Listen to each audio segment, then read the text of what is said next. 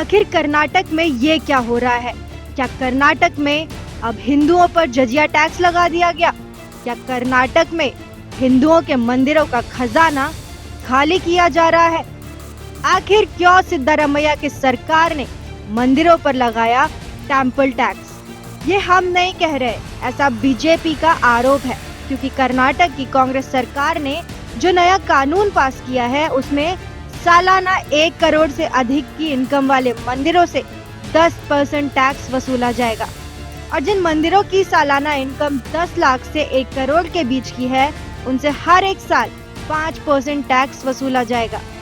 कर्नाटक की कांग्रेस सरकार के इस नए बिल के बाद पूरे देश में ये बहस छिड़ गई कि रामलला के भव्य मंदिर से खुद को दूर करने वाली कांग्रेस क्यों हिंदू विरोधी काम कर रही है। बीजेपी का तो यह आरोप है कि कर्नाटक सरकार ने इस कानून को लागू कर हिंदुओं पर जजिया टैक्स लगा दिया है। आपको हम बता दें कि जजिया टैक्स भारत में हिंदुओं से उस वक्त वसूला जाता था जब भारत में मुसलमानों का शासन था।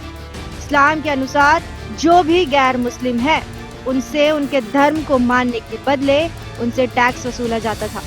इसे ही इस्लाम में जजिया टैक्स कहते हैं। आखिर क्यों बीजेपी कर्नाटक सरकार के इस फैसले की तुलना हिंदुओं पर लगाए जाने वाले मुस्लिम टैक्स जजिया से कर रही है? तो इसे बताने से पहले हम आपको पूरी खबर बता देते हैं, क्योंकि आयोन भारत बिना खबरों की तह में गए किसी पर कोई भी आरोप नहीं लगाता। खबर यह है कि कर्नाटक विधानसभा में कांग्रेस की सिद्धारमैया सरकार ने कर्नाटक हिंदू धार्मिक संस्थान और धर्मार्थ बंदोबस्ती विधेयक पास कराया है। सिद्धारमैया सरकार की तरफ से पास किए गए इस विधेयक के तहत अगर किसी मंदिर की आय 1 करोड़ रुपए से अधिक है तो उसे 10% टैक्स देना होगा। इसके अलावा अगर किसी मंदिर की आय 1 करोड़ से कम और 10 लाख से ज्यादा है तो उसे सरकार को 5% टैक्स देना होगा। सरकार के अनुसार कर्नाटक सरकार के कांग्रेसी मंत्री रामालिंगा रेड्डी का कहना है कि ये कानून कोई नया कानून नहीं, बल्कि ये साल 2003 से ही चला आ रहा है और इसमें हिंदू पुजारियों के कल्याण के लिए कुछ संशोधन भर किए गए हैं। सरकार का कहना है कि हिंदू मंदिरों से जो भी टैक्स आएगा उसे धार्मिक परिषद में जमा किया जाएगा और इस इनकम का इस्तेमाल मंदिरों में आने वाले श्रद्धालुओं की सुविधाओं को बेहतर करने और मंदिरों के पुजारियों का 10 लाख तक का लाइफ इंश्योरेंस करवाने के लिए किया जाएगा। इसके अलावा रामालिंगा रेड्डी का ये भी कहना है कि पुजारियों के बच्चों की शिक्षा के लिए इस फंड का इस्तेमाल होगा। रामालिंगा रेड्डी का कहना है कि कर्नाटक सरकार के अंडर 34,000 के करीब मंदिर है और इनमें 50,000 से ज्यादा पुजारी काम करते हैं। यह बिल उन्हीं के कल्याण के लिए लाया गया है। लेकिन बीजेपी का कहना है कि हाल ही में कर्नाटक की कांग्रेस सरकार ने अपने बजट में ईसाइयों के लिए 200 करोड़ रुपए और मुसलमानों के वक्फ बोर्ड के लिए 100 करोड़ रुपए दिए हैं। लेकिन सिद्धारमैया सरकार हिंदुओं के मंदिरों पर टेम्पल टैक्स लगा रही है।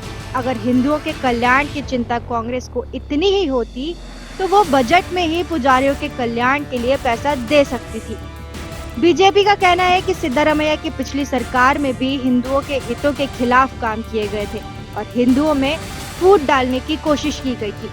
आपको याद होगा कि सिद्धारमैया सरकार ने लिंगायतों को एक अलग धर्म का दर्जा दिलाने की कोशिश की थी ताकि लिंगायतों को हिंदू से अलग करके देखा जा सके। सिद्धारमैया सरकार के इस बिल के बाद से बीजेपी लगातार हमलावर है और सरकार के इस बिल की तुलना मुस्लिम काल के जजिया टैक्स से कर रही है। बीजेपी के इन हमलों से सिद्धारमैया सरकार एकदम बैकफुट पर आ गई है और लगातार इस बिल के बचाव में तर्क दे रही है। लेकिन जिस तरीके से ये बिल लाया गया है उसके बाद से कर्नाटक के हिंदुओं में इस बात को लेकर नाराजगी है कि सरकार का रवैया हिंदुओं के लिए सही नहीं है। अब देखते हैं कि 2024 के लोकसभा इलेक्शंस में कांग्रेस बीजेपी के इन हमलों से उबर पाती है या नहीं, या फिर ये भी देखना दिलचस्प होगा कि क्या बीजेपी के इन सवालों पर कर्नाटक के हिंदू पूरी तरह से बीजेपी के पक्ष में वोटिंग करते हैं या नहीं। अगर आपको हमारा ये वीडियो पसंद आया तो आप इसे जरूर लाइक करें। हमारे चैनल आयोन भारत को भी सब्सक्राइब कर लें। धन्यवाद।